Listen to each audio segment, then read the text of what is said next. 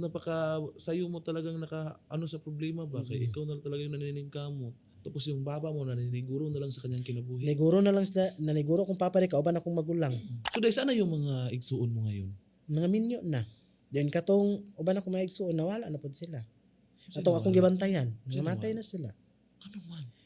Kay, abot sa punto nga, ako'y nagbuhi ato mga 5 years. Ay mga, 2 years to. Dayon, ikuha sa akong papa dito. Gipakuha. Gidala diri doon. Abot diri, tingalan lang ko nangamatay sila.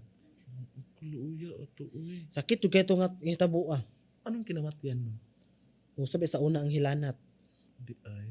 No to na napo koy nahiubos ko sa akong papa ato nga time kay may nabiyan namong pagpuyo didto. Nya wala lang may kabalo nga. Wala may kabalo nga ang katuday among gipuy-an nga among balay, gibaligyan na di sa akong papa mo yung gipamiliti paglayas diri. Kayo talaga yung nahahanukan sa problema. Oh, dito lang mi nagpuyo tong kuan kanang kamalig sa among silingan. Dito lang mi nagpuyo. Sa lima na ko kay mga nagsuon gibantayan ako.